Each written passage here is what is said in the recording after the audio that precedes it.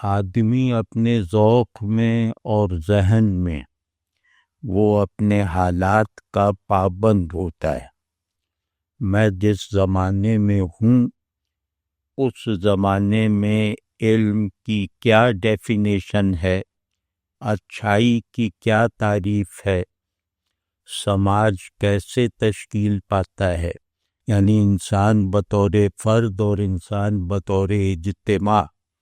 وہ اپنے زمانے سے متاثر ہوئے بغیر رہ نہیں سکتا، کیونکہ وہ نظریات کے ساتھ، معتقدات کے ساتھ ہماری وابستگی ذہنی اور ارادی ہوتی ہے، اور ہم نظریے اور عقیدے کو گویا ایک مطلق حیثیت دے کر اس کی مطلقیت کو برقرار رکھتے ہیں یا رکھنا چاہتے ہیں۔ تو اگر ہم ذرا سا ایک سچویشن فرض کر لیں اپنے لیے کہ ہم توحید کو مطلق مانتے ہیں، یعنی توحید اللہ کا ایک ہونا ہمارے نزدیک ہمارے اندر ایک ایسا تیقن اور اعتماد پیدا کرتا ہے جس میں ہم غلطی کا خفیف سا امکان بھی نہیں دیکھتے۔ لیکن یہی توحید جب وہ فہم کا تقاضا کرتی ہے یا ہمیں اس کا مفہوم طے کرنا پڑتا ہے، یا اس توحید پر چلنے کے عملی تقاضے اور مطلب وہ نظام وغیرہ بنانے پڑتے ہیں، تو اس میں ہم اپنے دور کے ساتھ اسے ریلیونٹ رکھتے ہیں۔ مطلق کے ساتھ تعلق اضافیت کے ماحول میں ہوتا ہے۔ اگر ہمارا مانا ہوا مطلق جدید تعلیم یا موجودہ تصورات علم سے خود بخود بن جانے والے ذہن میں مرکزی حیثیت سے موجود رہتا ہے، اور ہمارے ذہن میں در آنے والی کوئی چھوٹی یا بڑی بنیادی یا ثانوی تبدیلی اس سے منحرف نہیں ہوتی، یعنی اس کے جبر سے نہیں بلکہ اپنی خلقت میں آ جانے والی تبدیلیوں کے ساتھ مطلق سے مطابقت ایک فطری مطابقت کی طرح ہمارے ذہن میں رہتی ہے یا رہنی چاہیے۔ تو یہ ہوا کہ ذہن، یہاں پر ذہن اور اس کے خیالات، اس کی موجودہ سرگرمیاں اور اس کی جیسے پوری مجموعی ساخت جو میرے اختیار میں نہیں ہے، وہ یقیناً پچھلے ذہن سے، پچھلے زمانے کے اذہان سے یقیناً مختلف ہے، کہیں کہیں متضاد بھی ہو سکتی ہے۔ یعنی پرانے زمانے کا علم موجودہ زمانے کے علم کی وجہ سے متروک بھی ہو چکا ہو تو بھی، یعنی علم جیسے ذہن کی سب سے زیادہ یقین پر رکھنے والی حالت ہوتی ہے نا، تو علوم میں تبدیلی، موقف میں تبدیلی اور زندگی گزارنے والے نظریات وغیرہ میں بھی تغیر آ جائے تو بھی توحید ایک مطلق مسلمے کے طور پر اس کے ساتھ ایفیکٹیولی ریلیونٹ رہتی ہے۔ تو جہاں یہ صورت ہے وہاں وہ ہم ابھی دیکھیں گے کہ یہ صورت اگر ہوتی ہے تو وہ کن صورتوں میں اپنا اظہار کرتی ہے۔ ابھی ہم جیسے اصول کی بات کر رہے ہیں۔ دوسرا یہ ہے کہ دوسری ریلیٹیوٹی، انسان جو ہے وہ سورس آف ریلیٹیوٹی ہے، یعنی انسان ہی ہے جو مطلق اور اضافیت میں ایک واسطہ بنتا ہے، جو مطلق میں ترمیم کیے بغیر اضافیت کے فلکس کو اس سے منسوب رہنے کے لائق رکھنے کی قوت رکھتا ہے۔ تو اب اس میں یہ جو ذہن بنے گا جو توحید کی مطلقیت کو برقرار بھی رکھتا ہے، پروڈکٹیو بھی رکھتا ہے، اور اپنی تمام سرگرمیوں کو، چاہے وہ علمی ہوں یا تخیلی ہوں، اپنی تمام سرگرمیوں میں توحید کی مطلقیت کو کہیں مفہوم کی سطح پر غالب رکھتا ہے، کہیں جو ہے وہ جیسے میرا جو معلوم ہے، جو آبجیکٹ ہے، یعنی جس کو میں نے جانا پچھلے زمانے سے بالکل مختلف ہو کر، وہ آبجیکٹ جو ہے وہ میرے ذہن میں جس کو ہم کہتے ہیں معلوم آبجیکٹ ذہن میں آ جائے تو یہ معلوم ہے، تو کہیں وہ معلوم ہونے کی جو شعوری حالتیں ہیں جو ٹرانسلیٹ چاہے نہ بھی ہو پائیں اور جو اس آبجیکٹ کے فوری علم میں شامل نہ بھی ہو پائیں، یعنی انہیں ہونے کی ضرورت نہ ہو، تو بھی وہ معلوم اس توحید کا مصدق ہوتا ہے اگر ضرورت پڑے. یعنی میرے سب علوم لازم نہیں ہے کہ وہ توحید کے کانٹینٹ سے بنے ہوئے ہوں، میرے سب نالج آرڈر جو ہے وہ سارا میٹافزیکل ہو. یہ مطلب ممکن بھی نہیں ہے اور ضروری بھی نہیں ہے، اور دین کو یا اس مطلق آئیڈیا کو مطلوب بھی نہیں ہے. مطلق اور اضافی وجود کے بھی لوازم ہیں اور شعور کی بھی ضروریات ہیں، تو ان کے درمیان نسبت جو ہوتی ہے وہ اگر ہم دریافت کرنے کے لائق رہیں، اور وہ نسبتیں پیدا کرنا ہمارے اختیار میں ہے، یعنی ہم اضافیت کا مرکز ہیں، ہم اس پورے اضافی آرڈر میں مطلق کی پریزنس کو اور اس کے ایفیکٹس کو اگر برقرار رکھتے ہیں تو اس کا مطلب ہے کہ شعور اور وجود دونوں کا نظام درست بنیادوں پر چل رہا ہے. تو اس پہلو سے میں عرض یہ کر رہا تھا کہ یہ ممکن نہیں ہے کہ توحید کی مفہومی صورت، یعنی مفہومی صورت سے مراد یہ ہے کہ ذہن توحید کے فہم کو علم بنائے، یعنی اس فہم کو تفصیل دے کر اسے تعقل کی بنیاد بنا کر دکھا دے، اسے تخیل کی اساس بنائے رکھنے میں کامیابی حاصل کر دے، یا اپنی تمام سرگرمیوں کی لگام کہیں واضح اور کہیں مبہم طریقے سے اس آئیڈیا کے ہاتھوں میں دیے رکھے، تو اب اس نے گویا یعنی مطلق اور اضافی کی اس ڈومین میں ایک پروڈکٹیو تعلق اور نسبت پیدا کیے رکھنے میں کامیابی حاصل کی ہے. دوسرا مطلق اور اضافی میں تعلق یہ ہوتا ہے، وہ ہوتا ہے جیسے کمال اور نقص کا، وہ ہوتا ہے آئیڈیل اور ایکچول کا. تو یہ ہم جانتے ہیں کہ مطلق پورا کا پورا نہ ذہن میں نہ عمل سے مینیفیسٹ نہیں ہو سکتا، یعنی مطلقیت اپنی بناوٹ میں، اپنے جوہر میں ایک بائنڈنگ اور ٹرانسینڈنٹ آئیڈیا ہے، تو اس کی جو ایبسلیوٹنس اور اس کی ٹرانسینڈنس کبھی بھی اپنے غیر میں اظہار نہیں کر سکتی، اس کی وحدت کبھی دو میں نہیں بدل سکتی، یعنی اس کا مظہر کامل عملاً یا عقل میں اور علم اور ذہن میں محال ہے، ناممکن ہے. مطلق جس کے لیے بھی مسلمہ ہے،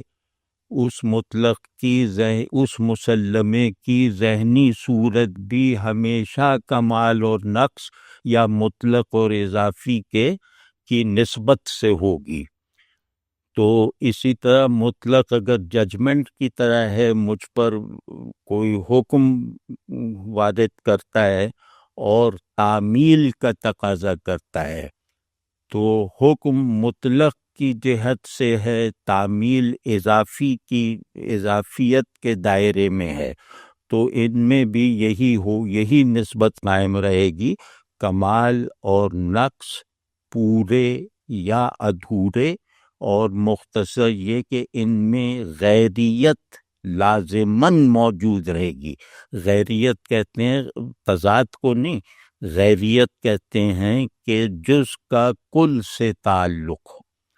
تو جب ہم کل اور جز کی بائنری یا وہ نسبت کو دیکھتے ہیں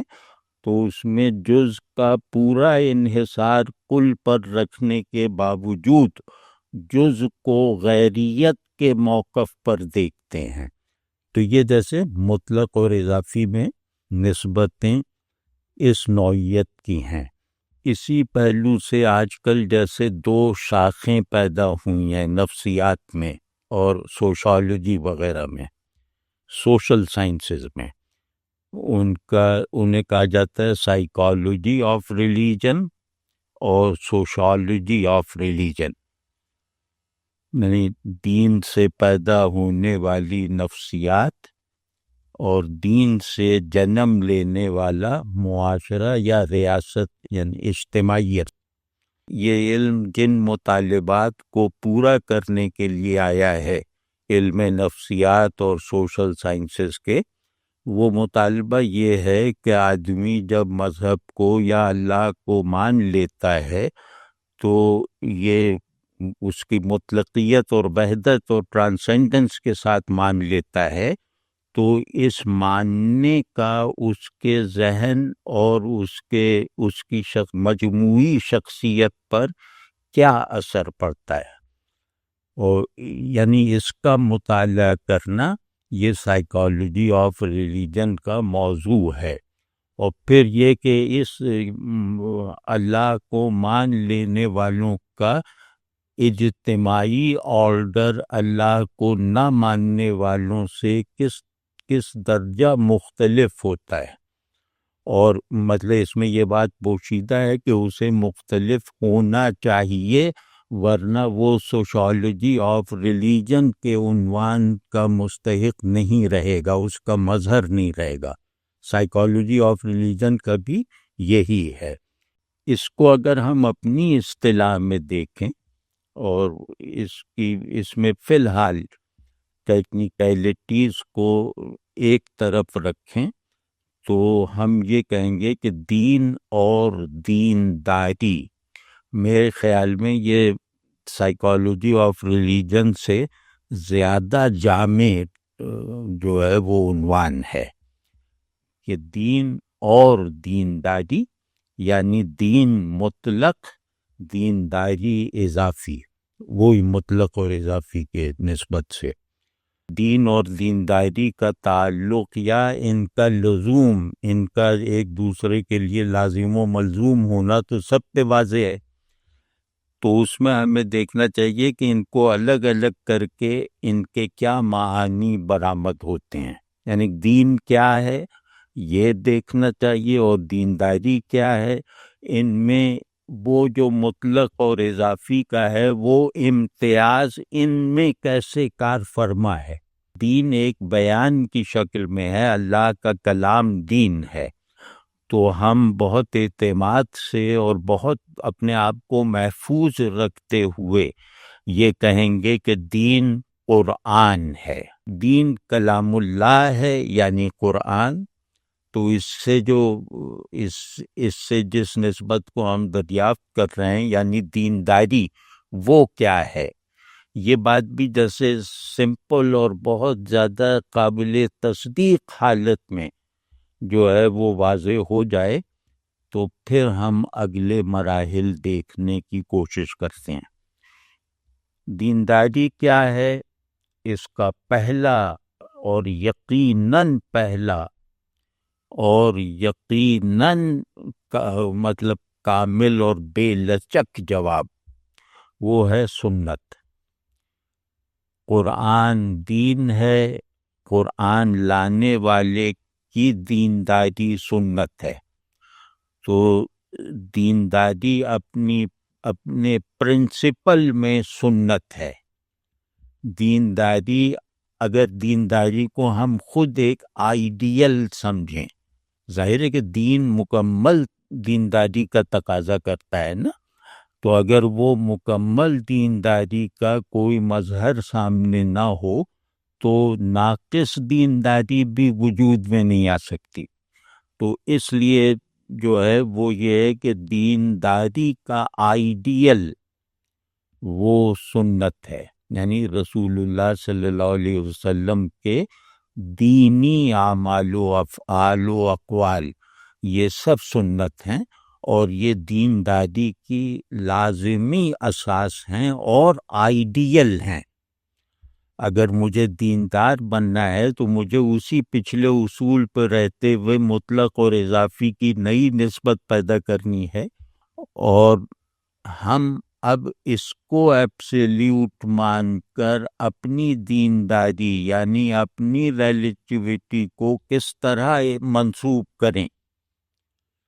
یہ واضح ہے نا کہ ہم سنت کو آئیڈیل بنا کر، یعنی سنت کو دینداری کا آئیڈیل مان کر، اس آئیڈیل سے اپنی نسبت یعنی اپنی اضافیت کو کیسے متعلق رکھیں، وہ اس کا پہلا جو طریقہ ہے. اس کیسے کا جو واحد جواب ہے وہ ہے اسوہ حسنہ، یعنی جن کی سنت دینداری کا آئیڈیل ہے ان کا اسوہ حسنہ، اور انہی صلی اللہ علیہ وسلم کے شمائل، آپ صلی اللہ علیہ وسلم کی شخصیت کو تشکیل دینے والے جو ہمارے مشاہدے یا سمجھ میں آ سکنے والے فضائل و محاسن، سائیکالوجی آف ریلیجن کا مطالعہ کرنے کے لیے جو ہمارے پاس پہلی ٹھوس چیز ہے وہ اسوہ حسنہ ہے، یعنی حق کے ساتھ تعلق کا ہیومنائزڈ ورژن. وہ اگر مجھے اپنے اندر بنانا ہو تو میرے لیے جو سورس بنے گا وہ رسول اللہ صلی اللہ علیہ وسلم کے اسوہ حسنہ بنیں گے. یعنی دین کو انٹرنلائز کرنا یہ اسوہ حسنہ کے بغیر کو اپنے اوپر وارد کیے بغیر ممکن نہیں ہے، اور دین کو باہر بھی جیسے قائم رکھنا، یعنی باہر بھی دین کو حالت اظہار میں رکھنا وہ سنت ہے. واضح ہے نا کہ دین ہی میری شخصیت کا سب سے جو بڑا ڈرائیو ہے وہ مجھے حاصل ہوگا اسوہ حسنہ کی پیروی سے، اور دین جو پورا نتیجہ انسان اور اس کی دنیا میں جس طرح اسٹرکچر ہوتا ہے اس کا سورس ہے سنت. یہ ذرا ذہن میں رہنا چاہیے. تو کیونکہ احوال سے تعلق رکھنے والی چیزیں وہ انفرادیت کے ساتھ ہوتی ہیں، لیکن سنت میں انفرادیت کا اعتبار نہیں ہے. تو سنت اپنی دونوں سطحوں پر گویا دینداری کے لیے اتنا ہی لازم ہے جتنا کہ دین کو ماننے کے لیے قرآن لازم ہے. دین والا بننے کے لیے وہی حیثیت سنت کی ہے. تو اب یہ دین والا بننا یعنی دین کو اپنی سبجیکٹیوٹی کا پوری اساس بنا لینا، دین سے شخصیت سازی کے لیے اپنے اندر ایک اوپننگ پیدا کر لینا، اس کے لیے لازم ہے کہ آدمی اخلاق محمدی علیہ صاحب الصلاۃ والسلام کو اپنا واحد رہنما بنائے، اور اس واحد رہنما بنانے میں اسے یہ رعایت بہرحال حاصل ہے، ازروِ سنت حاصل ہے کہ اس میں اس کی تہذیب، اس کے ماحول، اس کی شخصیت کا لحاظ رکھا جائے گا، اور اسوہ حسنہ کی پیروی کرنے والے آپس میں ایک دوسرے سے تنوع رکھتے ہوں گے. سنت میں تنوع اور اختلاف کی گنجائش نہیں ہے، اسوہ حسنہ میں شخصیت کا تنوع ضروری ہے، ورنہ ہم اس دین کی انٹرنلائزیشن کے عمل میں جیسے ہم نے وہ عمل شروع ہی نہیں کیا. ہم جب بھی مثال طور پہ مطلق کو میں ایک ریلیٹیو بینگ ہوں، میں مطلق کو انٹرنلائز کرتا ہوں، تو اس میں اگر وہ یہ انٹرنلائزیشن میری انفرادیت کی وجہ اگر نہ بنے تو یہ گویا شروع بھی نہیں ہوئی. تو اسوہ حسنہ سنت کی اتباع کرنے والی امت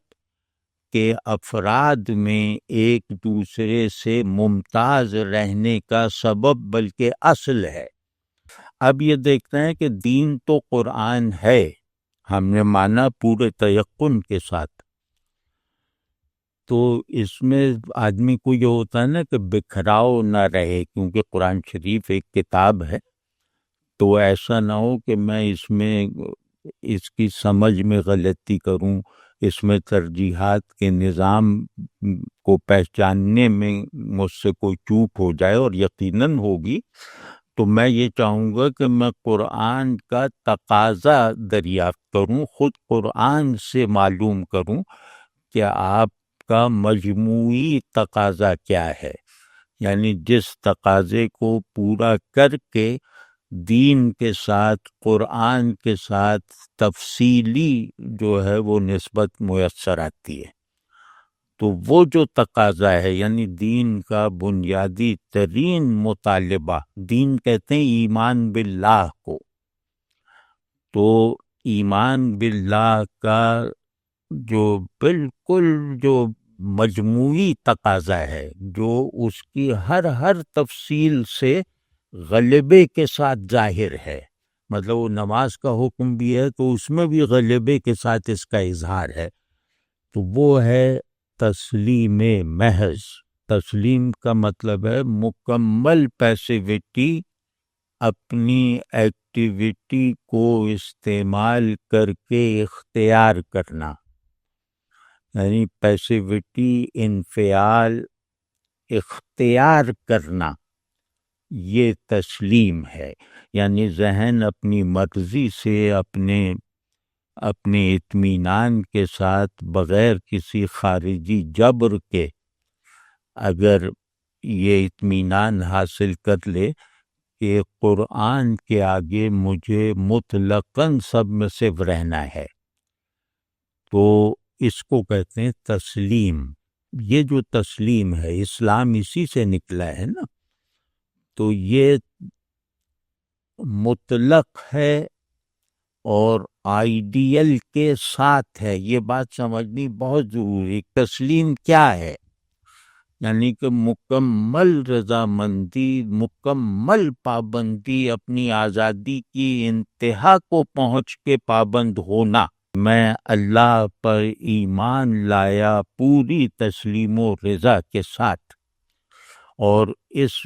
انفعال ذہنی کے لیے میرا ذہن پوری طرح اپنی تمام فیکلٹیز کے ساتھ مطمئن ہے.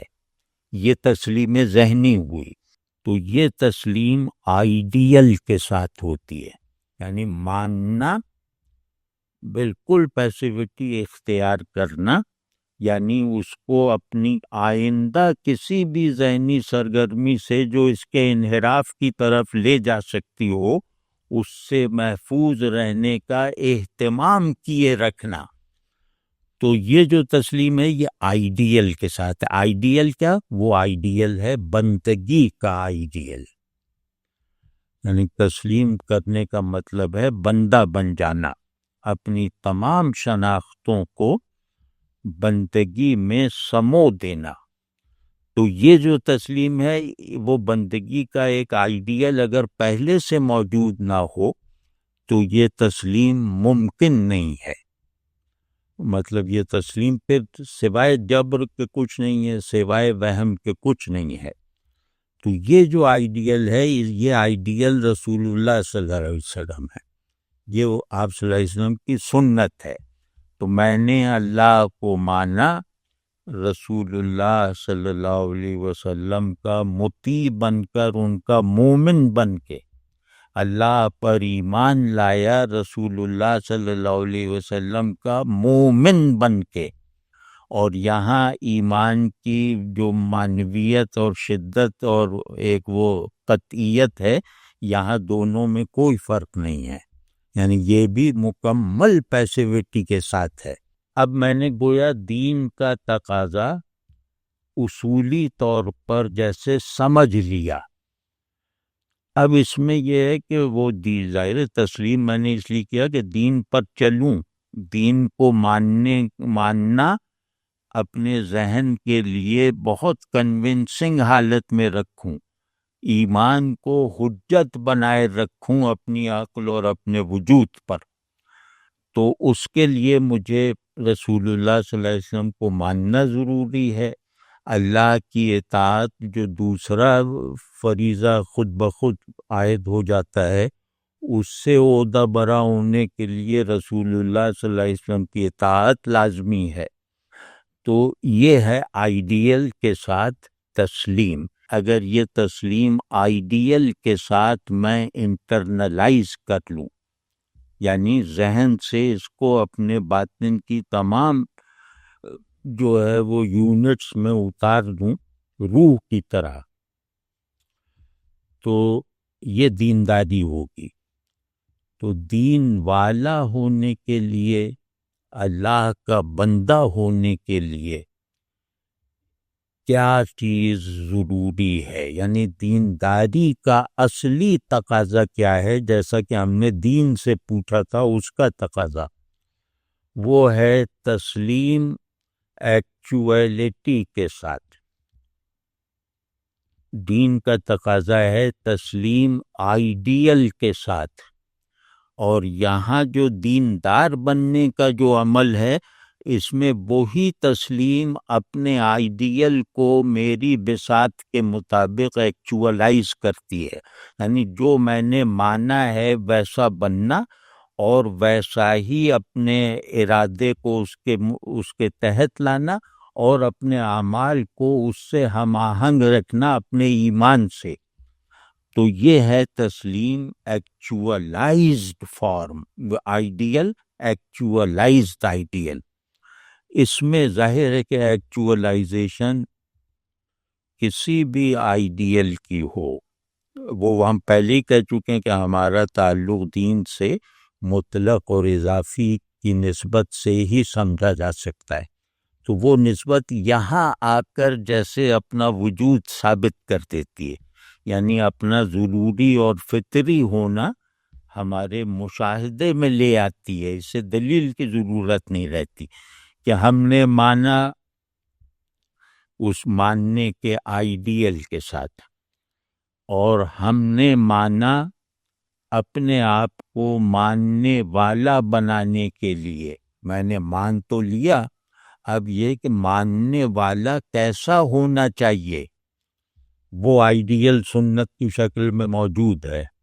اب میں سنت سے موافقت کرتے ہوئے بندگی کے تشخص کو زیادہ سے زیادہ محکم اور جامع اور کامل کرنے کی ایک مہم پہ لگا ہوا ہوں، یعنی اب میں اسے اپنے عمل، اپنے دل، اپنی پوری نفسیات میں جیسے سرایت کروانے کی تمنا رکھتا ہوں، اور اس کی کوشش میں بھی ہوں بذریعہ اطاعت۔ تو یہ جو میں جہاں آ گیا نا، یعنی دیندار فرد ہوتا ہے، قوم نہیں، تو دیندار یہ جہاں فرد پہ فوکس ہو گیا دین، یعنی دینداری جو ہے، یعنی دینداری کا مظہر فرد ہوتا ہے، معاشرہ نہیں، تو یہ فرد پر فوکس ہو جانے کے نتیجے میں اس میں امتیاز ماننے والوں کا نفسیاتی، ذہنی، عملی، ذوقی، مزاجی امتیاز لازم ہو جاتا ہے، یعنی میرا کسی چیز کو ماننا اسی وقت میرے لیے وہ ہے اثر انگیز ہے اور میرے لیے بامعنی ہے جب وہ دوسرے اسی چیز کو ماننے والے دوسرے سے مختلف بھی ہو، یعنی انفرادیت کے ساتھ ہو. تو دین کی تسلیم ایکچولائزیشن کے تمام مراحل میں انفرادیت کے اصول پر ترقی کرتی ہے. تو یہی وجہ ہے کہ آپ دیکھیں صحابہ میں کتنے امتیازات ہیں، بالکل واضح ہیں. تو یہ ہو ہی نہیں سکتا کہ اللہ سے تعلق ہم سب کو ایک جیسی شخصیت بنائے. ہم سب کو ایک جیسا دماغ بھی نہیں، ایک جیسا مزاج بھی نہیں. ہم ایک دوسرے سے مختلف ہونے کی ذمہ داری رکھتے ہیں. ہم ایک دوسرے سے اگر مختلف نہ ہو سکیں تو اجتماعیت کی تشکیل کا کوئی جواز تصور کی سطح پر بھی نہ رہ جائے.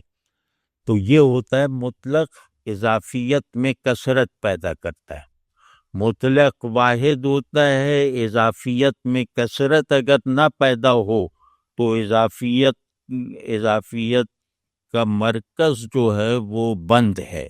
وہ مردہ ہے. واضح ہے نا؟ تو اب یہاں جو دینداری ہے وہ لچک کے ساتھ ہے. وہ یہ کہ لچک ظاہر ہے کہ میں ہوں، آپ ہیں، اس فرق کا اس میں لحاظ ہی نہیں رکھنا ہے، بلکہ اس فرق کو برقرار رکھنا ہے تاکہ میں واقعی اپنے پورے دل اور پورے دماغ اور پورے ارادے کے ساتھ بندہ بن جاؤں. تو یہ جو دینداری ہے آج مطلب موضوع یہی، مطلب میرے ذہن میں یہی تھا کہ دین کیا ہے، کہ جواب تو ظاہر واضح ہیں، اس میں ہم اور آپ مختلف ہونے کی کوئی اجازت ہی نہیں رکھتے. لیکن یہ کہ دینداری کیا ہے اور اسے کیسے نبھایا جائے، اسے بلکہ کیسے پیدا کیا جائے، یہ جاننا ہم لوگوں کے لیے اپنی اپنی شخصیت کو بندگی کے سانچے میں ڈھالنے کا عمل ہے. اور بندگی کا سانچہ ہمیشہ ہر فرد کے لیے اس کے مطابق ہوتا ہے.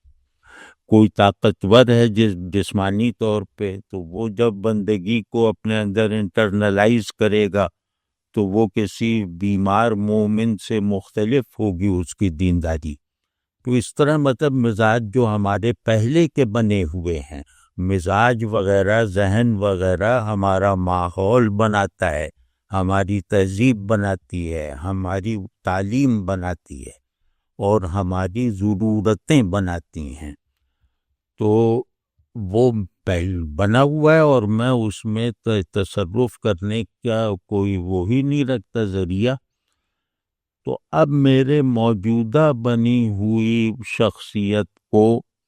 بندگی کے سانچے میں ڈھالنے کا کام مجھے سپرد ہوا ہے. دین کا عملی تقاضا اور دین کا قلبی تقاضا، یا یوں کہہ لیں کہ بندگی کا بنیادی ترین تقاضا یہی ہے. تم بدلو گے ذہن کے ساتھ، تم بدلو گے دل کے ساتھ، رغبت و کراہت کے ساتھ، اور تم اس مسلسل تبدیلی کے قانون پر کوئی دسترس نہیں رکھتے. تم اپنے ماحول سے غیر متاثر، مکمل طور پر غیر متاثر رہنے کی کوئی اہلیت نہیں رکھتے.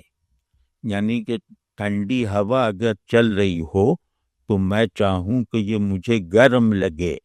تو یہ ممکن نہیں ہے. تو اسی طرح ایک نظام چل رہا ہے ذہن سازی وغیرہ کا، اس نظام میں رہتے ہوئے میں خود کو اس سے ایک حد سے زیادہ غیر متاثر نہیں رکھ سکتا. کیونکہ اچھا ذہن کیا ہے وہ آج کی تعلیم، آج کے تصور ذہانت سے ثابت ہوگا. مضبوط ارادہ کیا ہے وہ آج کل کے حالات کی کسوٹی پر کس کے پرکھا جائے گا. واضح ہے نا؟ یعنی میری جتنی بھی وجودی اور ذہنی کنڈیشنز ہیں جو میرے باہر ہیں، میں ان سے نہ لا تعلق رہ سکتا ہوں نہ غیر متاثر رہ سکتا ہوں. اور غیر متاثر مجھے رکھنے کا فیصلہ جو بھی میں کروں گا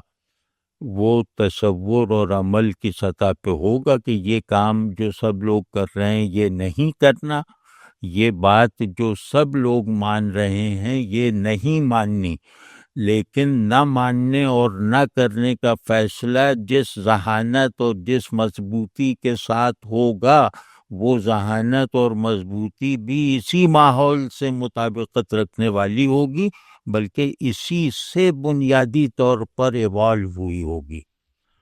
تو اس کو سمجھنا بہت ضروری ہے، ورنہ اس کے نتیجے میں ٹی ٹی پی وغیرہ ہی پیدا ہوتے ہیں کہ ذہانت سیاحی، دین کو اجنبی رکھنے پر اصرار کرنے والے ایک ضدی گروہ کا نمونہ بن کر ہی ہم رہ گئے ہیں۔ تو اس کا سبب کیا ہے کہ ہم نے خود مطلق کے ساتھ ذہنی، یعنی کہ سائیکالوجی آف ریلیجن کیا ہے کہ ایمان یعنی مذہب جو ہے وہ انسانی ذہن کو کس طرح بدلتا ہے، اور ذہن کی تبدیلی کے ساتھ ساتھ اس کے اندر احساسات و جذبات وغیرہ بھی کیسے اپنے سے غیر کے مقابلے میں مختلف ہوتے ہیں۔ تو وہ ظاہر اس کا غیر اس کی کسوٹی ہے نا، کہ آپ اختلاف کریں گے اگر صحرا کے پھل اور قطب شمالی کے پھل میں، تو یہ موازنہ کسی صورت میں جائز نہیں ہے۔ موازنہ حاضر فریقوں کا ہوتا ہے، تو حاضر فریق یعنی جدید دور کا بنا ہوا ذہن، جدید دور کی پالی پوسی ہوئی طبیعت، یہ حاضر فریق ہے۔ اس حاضر فریق کے لیے میں اسکیموں کی کوئی قدر نہیں لا کے رکھوں گا، میں بورنیو سے انسان کا کوئی تصور لا کر اپنی جسٹیفیکیشن نہیں ثابت کروں گا، میں حاضر معیار خیر و شر، معیار علم و جہل جو حاضر دور حاضر میں بالکل متعین ہو گیا ہے،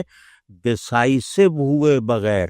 نظریاتی ہوئے بغیر، یہ بات بہت اچھی طرح سمجھنی چاہیے کہ ذہن کی تشکیل نظریاتی نہیں ہوتی، ذہن کی تشکیل اس کی اہلیت میں، اس کی اندرونی پن میں ہوتی ہے، یعنی ذہانت میں ہوتی ہے۔ تو اس میں دینی اور غیر دینی کا فرق نہیں ہے، وہ یہ کہ آنکھوں کی بینائی اگر تیز ہے تو اب وہ چاہے آپ خانہ کعبہ دیکھیں چاہے شراب خانہ دیکھیں، تو آنکھوں کی بینائی تیز ہو جانا، یہ گویا یہ ہم اس بات کی مثال کے طور پہ کہہ رہے ہیں کہ آنکھوں کی بینائی، شہری آنکھوں کی بینائی صحراؤں میں جیسے کارآمد نہیں، یہ ایسی مثال دے رہا ہوں میں، تو صحرائی آنکھوں سے کی بینائی شہری آبجیکٹس کو سمجھنے میں رکاوٹ ہے۔ تو اسی لیے صحرا میں چاہے خدا کو دیکھ رکھا ہو، لیکن وہ صحرا اب نہیں رہ گیا، اب وہ لوکیل بدل گیا ہے خدا کو دیکھنے کا۔ تو اگر تم اللہ کو صحرا تک محدود کرو گے، اس کی پریزنس اور اس پر ایمان کو، تو پھر تم مطلب یہ کہ دیندار نہیں بن سکتے، تم اللہ والے نہیں بن سکتے، تم اللہ پر ایمان کی لازمی ترین شرط کو پورا نہیں کر سکتے کہ مجھے ایفیکٹیولی ریلیونٹ رکھو، ہر تبدیل شدہ صورتحال میں مجھے ایفیکٹیولی ریلیونٹ رکھو۔ وہ صورتحال تمہاری باطنی بھی ہے اور تمہاری خارجی صورتحال بھی۔ تو اب اس میں مثال دیتا ہوں کہ قرآن ہے، جس کو ہم نے کہا کہ کل دین ہے، قرآن ہر آدمی کے پاس ہے، قرآن پر ایمان میں بھی سب مشترک اور مساوی ہیں، یعنی ماننا بس سب مانتے ہیں کلام اللہ ہے، یعنی اہل ایمان سب مانتے ہیں، اور کسی کے ذہن میں شبہ نہیں ہے اہل ایمان کے ذہن میں۔ لیکن جس طرح قرآن کا فہم مختلف ہے، یعنی درجہ بندی اگر کریں تو قرآن کا فہم ایک ہی معنی پر متفق ہوتے ہوئے بھی دو ذہنوں میں مختلف ہوتا ہے درجے کے حساب سے، یعنی نقص و کمال کی نسبت سے۔ تو دوسرا ہے قرآن کا ذوق، قرآن کی تاثیر۔ فہم اگر ذوق سے غیر متعلق رہ جائے تو وہ فہم دماغ پہ بوجھ ہے، وہ دماغ کا محض ایک دھوکہ اور تکلف ہے، کیونکہ دماغ کے ہی جو دماغ کی قبول اور رد کی ہوئی چیزیں ہی میرا موقف بنتی ہیں اور میری حالت تشکیل دیتی ہیں، یعنی میں جو مانتا ہوں وہ ماننے والی شخصیت بھی بن جاتا ہوں، جو نہیں مانتا وہ نہ ماننے والی شخصیت بن جاتا ہوں۔ تو قرآن جو ہے وہ تاثیر کے بغیر فہم کا کوئی اعتبار نہیں۔ اگر قرآن کا فہم ایک طرح کا، یعنی ایک طرح کا احسان، ایک طرح کا نہیں، رسول اللہ صلی اللہ علیہ وسلم کی اصطلاح میں احسان نہیں پیدا کرتا، یعنی ذوق نہیں پیدا کرتا، اپنی بندگی کا پیشن اس سے اگر ہم حاصل نہیں کرتے بالکل ڈائریکٹ ہو کر، اور اس پیشن سے جڑی ہوئی اللہ کی حضوری ہم محسوس نہیں کرتے، تو اس کا مطلب ہے کہ ہم نے دین کو تو مطلب ماننے کی حد تک تو ٹھیک ہے مان لیا، لیکن دینداری کا سب سے اولین تقاضا فراموش کر دیا۔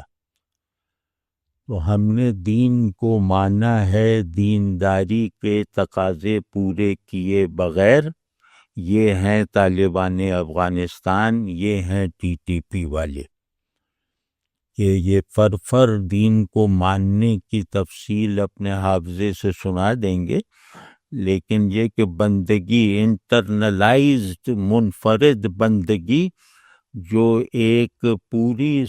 ثقافت و تہذیب اور اجتماعی نفسیات کی بنیاد بنتی ہے،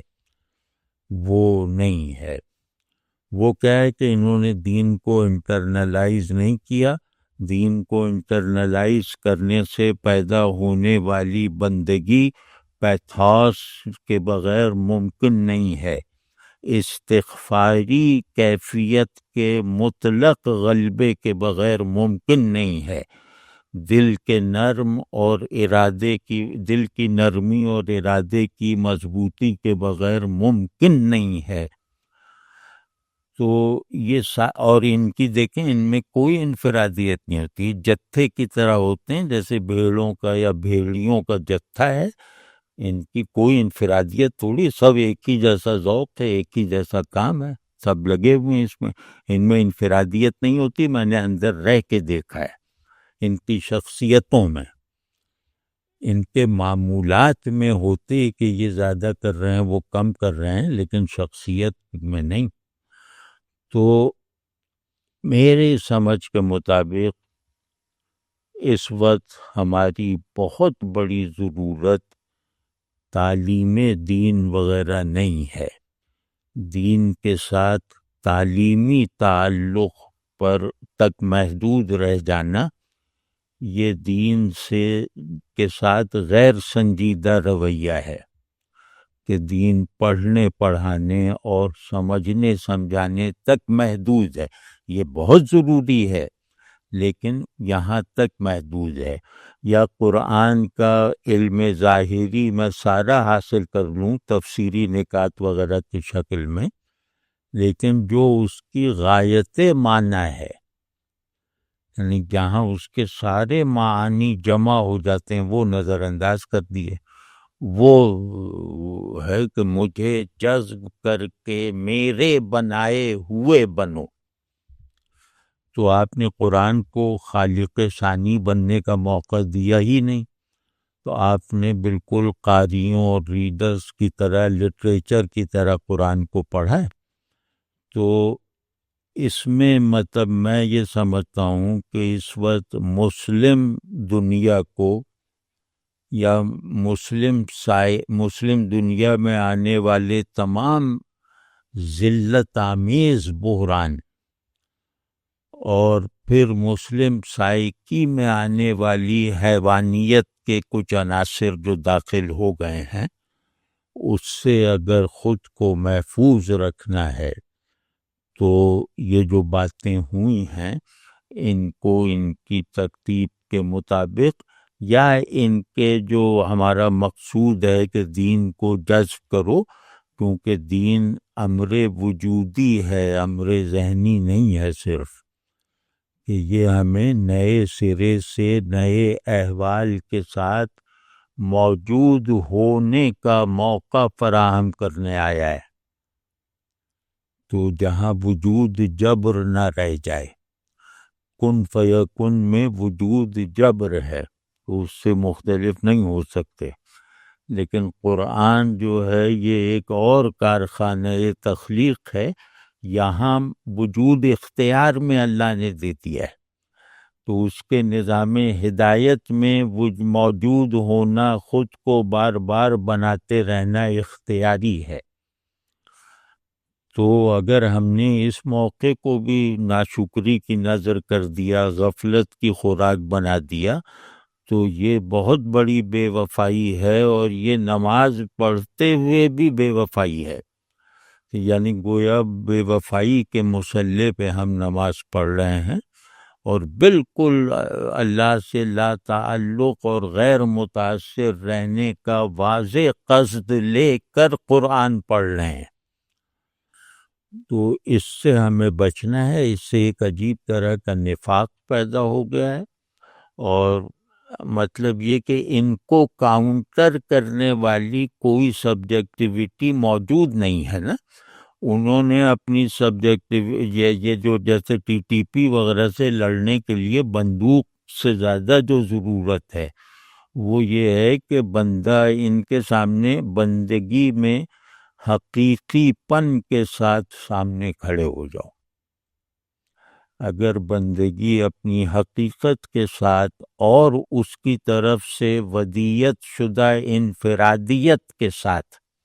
ہم میں موجود ہے تو یہ جانور ہم پر غالب نہیں آ سکتے، مطلب یہ ڈر جائیں گے۔ یہ یاد رکھے گا کہ اتباع سنت، جیسے رسول اللہ صلی اللہ علیہ وسلم فرمایا کہ میرا روب بہت دور تک جاتا ہے، روب ہیبت، ایک حدیث شریف میں آیا ہے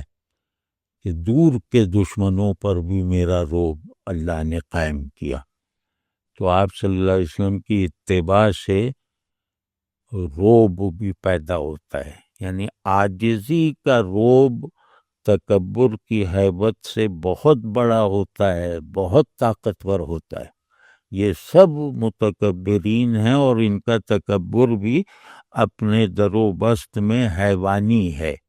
جیسے جانور ایک دوسرے سے بڑے اور چھوٹے بنتے ہیں، جس اصول پہ، اس اصول پہ ان لوگوں نے انسانوں کو پرکھنا شروع کر دیا ہے، اور وہ نظام مراتب انسانوں پر لاگو کرنے یہ کھڑے ہوئے ہیں۔ کاش یہ بات اپنی غلطی، اگر اس بات میں کوئی غلطی ہے تو اللہ اس غلطی کو بالکل اوجھل رکھے سننے والے سے، لیکن یہ اور اس پہ غیر مؤثر رکھے، لیکن جو ایک مجموعی اور اصولی بات ہے اس میں تو شک کا کوئی موقع نظر نہیں آ رہا، شک کی کوئی وجہ نہیں ہے، تذبذب کا کوئی پہلو نہیں ہے، تو بالکل شفاف بات ہے کہ دیندار بنو، اور یہ ہے دینداری۔ تو دین پر قبضہ کر لینے والے لوگ رسول اللہ صلی اللہ علیہ وسلم کی دینداری کے مخالفین، اسے چھپانے والے گروہ، وہ عین اسی اتباع سنت اور اسوہ حسنہ کی پیروی کے نتیجے میں اللہ نے چاہا تو ہمیں ان کے لیے باروب بنائیں گے، ہمیں ان پر فاتح بنائیں گے، اور ویسے بھی انسانوں کا پورا نظام اس طرح کا ہے کہ نیکی اور عاجزانہ استقامت، اس نے بڑی بڑی قوتوں کو سرنگوں کیا ہے۔ آپ تاریخ انسانی اگر پڑھیں تو اصل جو فاتح ہیں، جو تاریخ کے شہسوار ہیں، وہ چنگیز خان وغیرہ نہیں ہیں، وہ بس عاجزی کے ساتھ اور سیلف لیسنس کے ساتھ اور اپنی مجبوری کو اپنی طاقت، اخلاقی طاقت بنا لینے والے لوگ ہیں۔ تو ہم کس طرح اس سے لڑیں؟ ہمارے پاس تو، ہم تو کسی اخلاقی ہمارے یہاں بھی قوت کا استعمال وہی ہے جو وہ کر رہے ہیں۔ وہ چاہتے ہیں کہ اس بہیمانہ قوت کا استعمال ہم کریں، یعنی ہم لوگوں پر، اور یہ ہم پر یہ چاہتے ہیں کہ وہ کریں۔ تو اب ان دونوں کے لیے باروب بننے کی ضرورت ہے، اور وہ یہ ہے کہ عاجزی کے ساتھ حق کا غلبہ دکھا دو۔ حق سے مغلوبی اگر دکھا دی جائے تو حق کو باہر غالب آنے سے کوئی نہیں روک سکتا۔ اگر میں حق کا مغلوب ہوں تو میں جہاں بھی جاؤں گا حق کے غلبے کا ایک مؤثر ایجنٹ بن کے جاؤں گا، چاہے میں زبان سے کچھ نہ کہوں۔ لوگوں کو دیکھنے سے بدل جاتے ہیں لوگ۔ تو اللہ کرے کہ ہم، اور یہ بہت بیسک اور فطری تقاضا ہے کہ دیندار بنو اس تفصیل کے اور اس کیفیت کے ساتھ۔ یہ تو ظاہر ہے کہ دین کو ماننے کا لازمی تقاضا ہے نا، مگر اس کے بغیر ایمان بے معنی ہے۔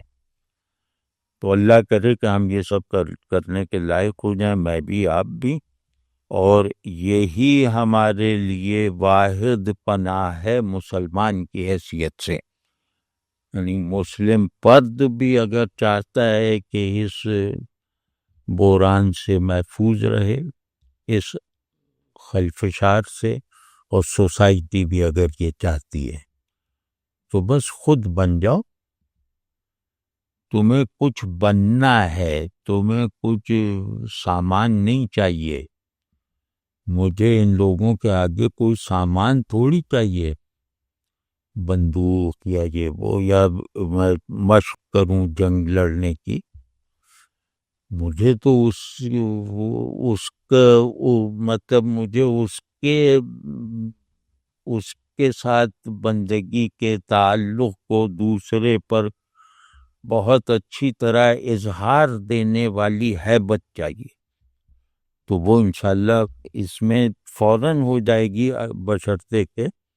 ہم واقعی اس کو سمجھیں، اور اس میں غرض یہ بھی نہ رکھیں کہ یہ ہم سے ڈر جائیں۔ اس میں غرض یہ کہ ہم اللہ کے یہاں مقبول بن جائیں اپنے ایمان میں،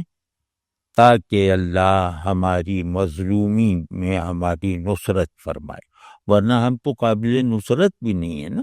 ہم مظلوم کوئی اللہ سے تعلق کی وجہ سے تھوڑی مظلوم ہے، ہم تو غفلت کی وجہ سے ہیں۔ اپنی شخصیت اور اپنی اجتماعیت کو بندگی کے سانچے میں ڈھالنے کی کوئی سنجیدہ کوشش نہ کرنا، اس کا نتیجہ اب کم از کم میں بھگت رہا ہوں، میں محسوس کر رہا ہوں کہ آج کی جو صورتحال ہے، جو جنگ کی صورتحال ہے، اور اس صورتحال کو جہاد کی صورتحال ہونا چاہیے تھا۔ یعنی ٹی ٹی پی سے لڑنا، اور اس وقت جو لوگ بھی حملہ آور ہیں ان سے لڑنا، جہاد کا عنوان رکھنے کے لائق ہونا چاہیے تھا۔ لیکن میں اس کے باوجود، مطلب میں اسے جہاد نہیں کہہ سکتا ان کا پوری طرح مخالف ہونے کے باوجود، یعنی ٹی ٹی پی وغیرہ کا۔ تو اب یہ مطلب یہ ہماری اس پریشانی اور تذبذب کو بھی کچھ اہمیت دینی چاہیے نا، کہ ہم چاہتے ہیں کہ ان سے لڑا جائے، اگر مطلب وہ حد سے گزر گئے ہیں تو، لیکن یہ کہ ہم یہ بھی تو چاہتے ہیں کہ لڑنے والے جو ہیں وہ اللہ کے نام پہ لڑیں، اور ان کی لڑائی اللہ کی نظر میں جہاد کہلائے، اور وہ مطلب یہ کہ اسلامی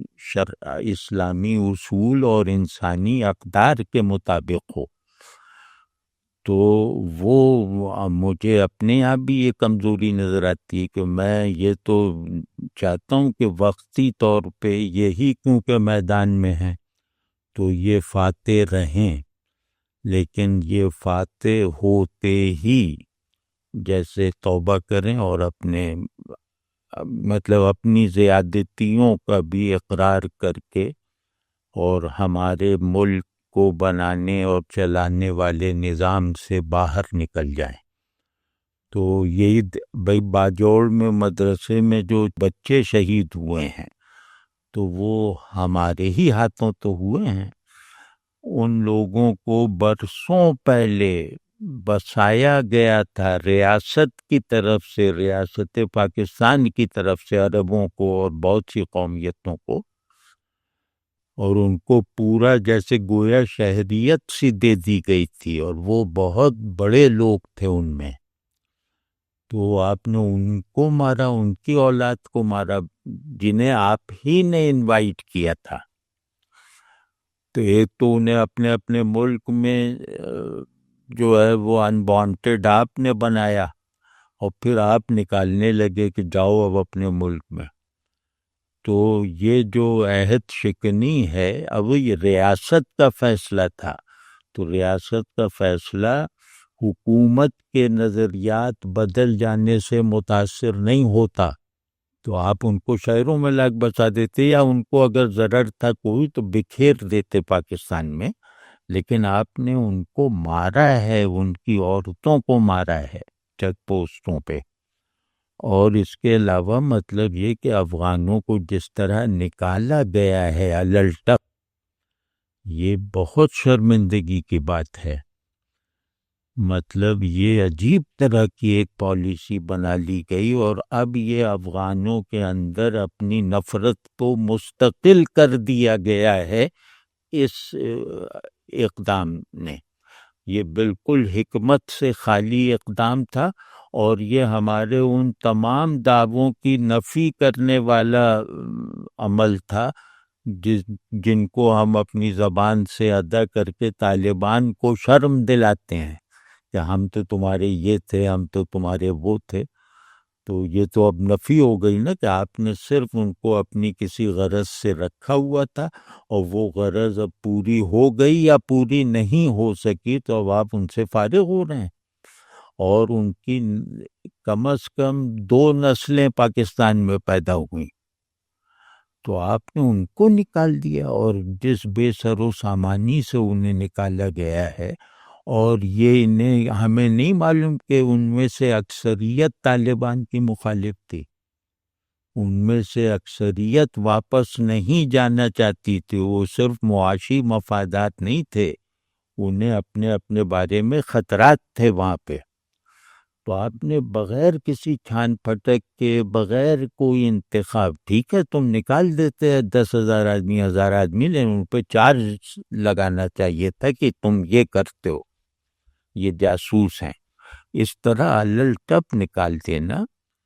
یہ اسلامی طور پہ تو واضح ہے کہ یہ کیا، اس پہ کیا حکم لگنا چاہیے اس ظلم پر، لیکن یہ انسانی جو آداب اور اقدار ہیں 2 قوموں میں تعلق کی،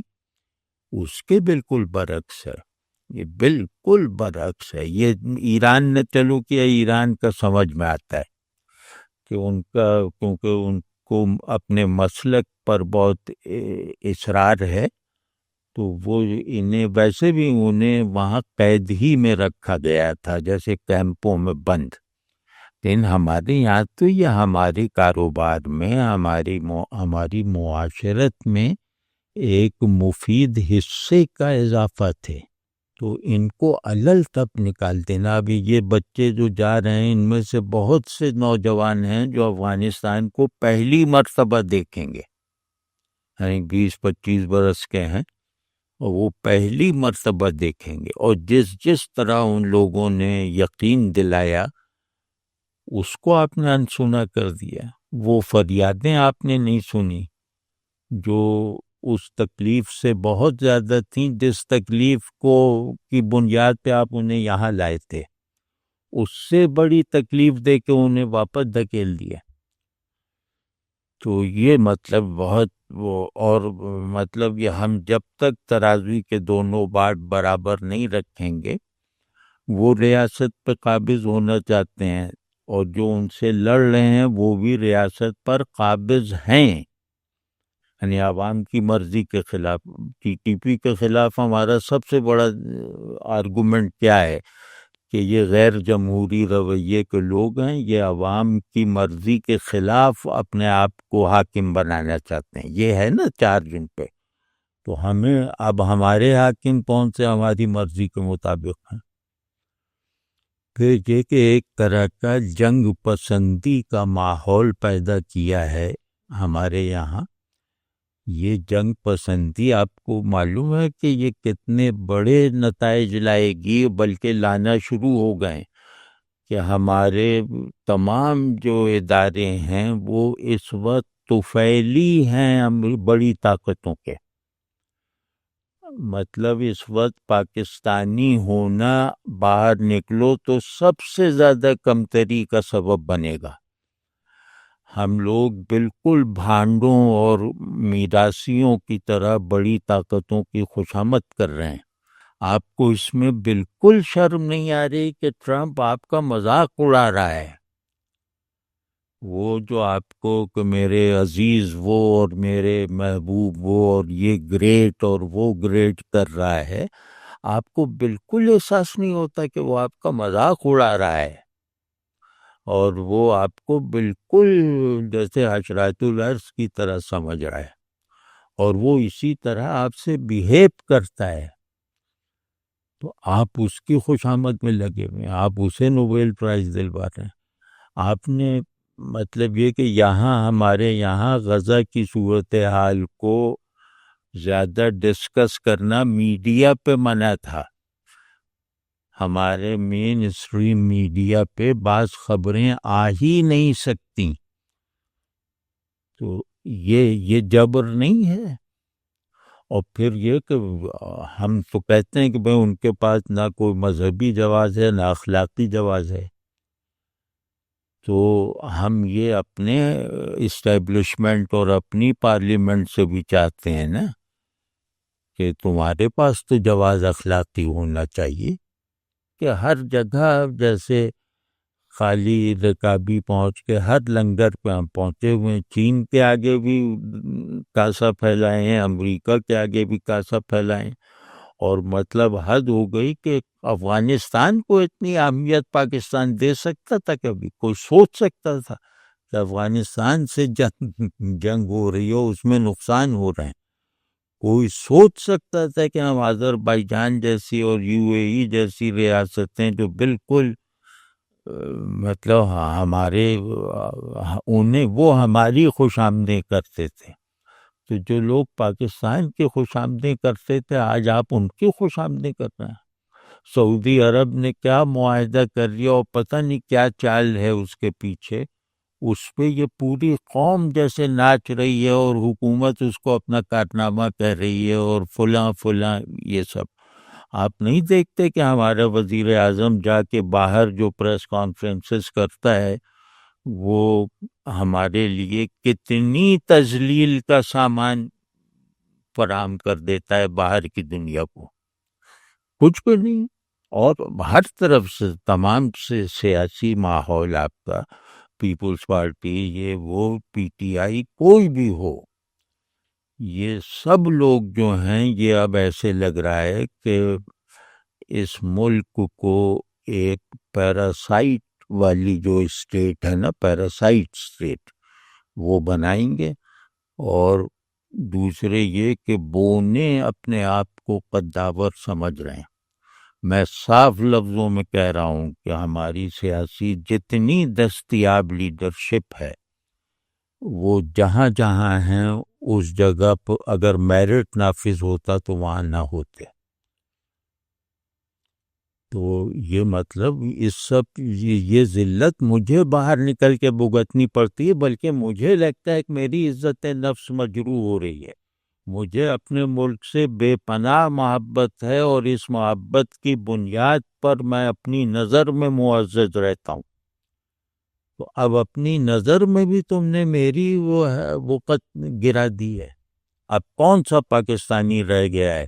جو پاکستانی ہونے پر باہر نکل کے فخر کرے، بلکہ خود اپنے آپ کو سوچتے ہوئے کہ میں پاکستانی ہوں کوئی اطمینان اور خوشی محسوس کرے؟ یہ کس نے ہمیں پہنچایا ہے؟ وہ کوئی منڈیلا بنا ہوا ہے، کوئی چوان لائی بنا ہوا ہے، کوئی کچھ بنا ہوا ہے. یعنی کہ سب بونے جو ہیں وہ کہہ رہے ہیں کہ ہم دنیا کے سب سے قداور لوگ ہیں. یہ ہوتے ہیں قداور لوگ. تو یہاں بہرحال ایک ویسے ہی ذرا دل ہلکا کرنے کے لیے ایک یہ میں نے ایک زمانے میں کنٹینشن لکھی تھی، تو اس میں ایک مجھے یاد آ رہی، اللہ کرے کہ صحیح یاد آ رہی ہو. وہ پوری ہماری صورتحال ہے اسٹیٹ میں بھی سوسائٹی میں بھی. آپ کے عالم ہوں، آپ کے صوفی ہوں، آپ کے مجاہد ہوں، آپ کے حاکم ہوں، حزب اقتدار ہو، حزب اختلاف ہو، استاد ہوں، شاگرد ہوں، سب اس کے دائرے میں آتے ہیں، سب اس کا مصداق ہیں. بونا قداوری کا دعویٰ کرے یہ کامیڈی ہے. لوگ اس دعوے کو مان بھی لیں یہ ٹریجڈی ہے. ہم اس ٹریجڈی میں مبتلا ہیں. ہم نے بونوں کو قداور بنا رکھا ہے.